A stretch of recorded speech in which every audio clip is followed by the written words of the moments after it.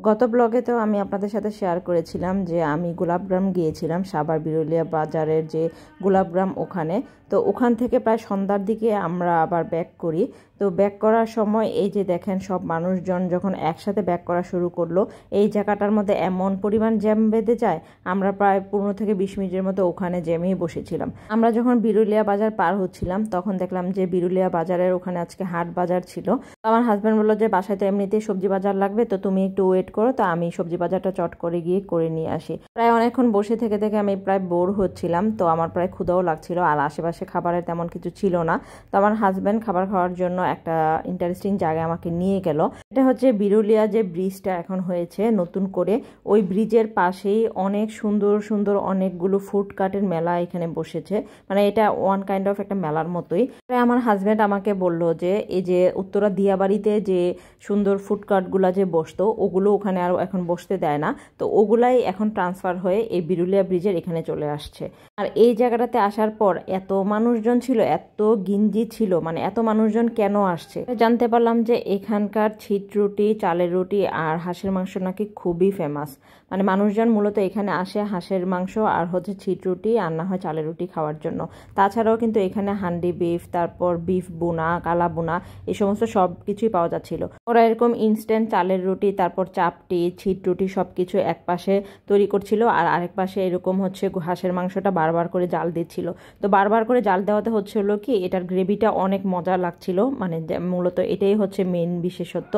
আর এখানে এই যে বিরুলিয়া বাজার ফুড কোর্ট, এই যে আমি দেখিয়ে দিলাম, মানে একদমই রাস্তার পাশে, মানে এত সুন্দর আলোকসজ্জা করা, মানে যে কারোরই চোখে পড়বে। এটাকে আবার এখানকার স্থানীয়রা বউ বাজারও বলে।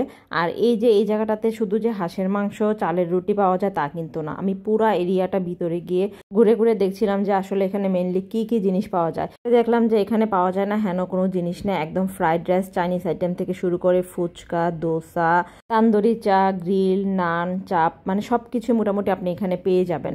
এখানে কিন্তু বাচ্চাদের খেলার জন্য অনেক সুন্দর অ্যাক্টিভিটি আছে। আর এখানে কিন্তু ওই যে রুফটপের যে রেস্টুরেন্ট আছে, এইখানে কেউ চাইলে রুফটপে বসেও কিন্তু খাবার খেয়ে এনজয় করতে পারে। পুরোটা এরিয়াটা কিন্তু অনেক বড় একটা এরিয়া ছিল।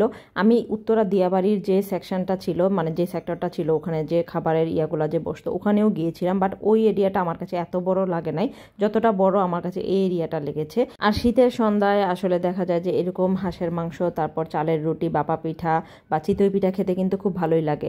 আমরা যেখানে অর্ডার দিয়েছিলাম, আমরা হাঁসের মাংস অর্ডার দিয়েছিলাম, তো আমার হাজব্যান্ড ওইটাকে আবার নিজে দাঁড়িয়ে থেকে খুব সুন্দর করে আপনার গরম করে নিচ্ছিল। ঢাকা শহরে শীতের সময় তো মানুষজন দেখা যায় যে এই হাঁসের মাংস, রুটি আর ছিট রুটি খাওয়ার জন্য বেশিরভাগ টাইমে 300 ফিটটাকেই বেছে নেয়। আসলে 300 ফিট ছাড়াও দেখা যায় যে এই জায়গাটাতে যে একটু সাইডে, এটা অনেকেই জানে না, এটা দেখা যায় যে আউটসাইডের মানুষজন বা যারা জার্নিতে বিরুলিয়া ব্রিজ পার হয় তারাই দেখা যায় যে মোস্ট অফ দ্য টাইম এখানে আসে। এনিওয়ে আমাদের ফুড কিন্তু চলে আসলো। তো ফার্স্টের দিকে আমরা একটা হাঁস নিয়ে আগে ট্রাই করে দেখছিলাম যে কেমন হয়। তো পরে এখানে যে এক্সট্রা তেলটা ছিল, তো আমার হাজব্যান্ড ওই তেলটা ফেলে দিচ্ছিল। তো তারপর আমরা নিয়েছিলাম চালের রুটি। ওদের মাংসটা মোটামুটি সফটই ছিল। আর আমি সবচাইতে বেশি মজা লেগেছে আমার কাছে এই যে গ্রেভিটা, হাঁসের মাংসের যে গ্রেভিটা, এটা দিয়ে চালের রুটিটা খেতে যা ভালো লাগছিল। আমাকে যদি রেটিংয়ের কথা বলতে হয় তাহলে আমি ওভারঅল 9 আউট অফ 10 দিব। পরে কিন্তু আমরা আবার চিতই পিঠা অর্ডার দিয়েছিলাম এই হাঁসের মাংসের সাথে খাওয়ার জন্য। খাওয়া দাওয়া শেষে পাশে আবার তান্দুরি চা ছিল, তো আমরা ওখানকার চাটাও টেস্ট করেছিলাম। চাটা আহামরি আমার কাছে তেমন কিছু লাগে নাই। এর থেকে মোহাম্মদপুরে ফুডকার্টের যে তান্দুরি চাগুলো বিক্রি করে এগুলো অনেক মজা ছিল। তো খাওয়া দাওয়া শেষ করে এখন বাড়ি ফেরার পালা। শীতের রাতে আবছা আবছা কুয়াশার মাঝখান দিয়ে আমরা দুইটা মানুষ ছুটে চলেছি নিজেদের গন্তব্যের দিকে। গোলাপ ফুলগুলো কিনে এনেছিলাম, সেগুলো রাস্তার পাশের হঠাৎ হঠাৎ যে সোডিয়াম আলোগুলো পড়ছিল সেগুলোতে রেখে একটু ভিডিও নিচ্ছিলাম। এই শীতের দিনে একটা দিন নিজেকে একটু সময় করে এই গোলাপগ্রাম, দেন হচ্ছে এই হাঁসের মাংস, চালের রুটি, একদিন হলেও নিজেকে ট্রিট দিবেন।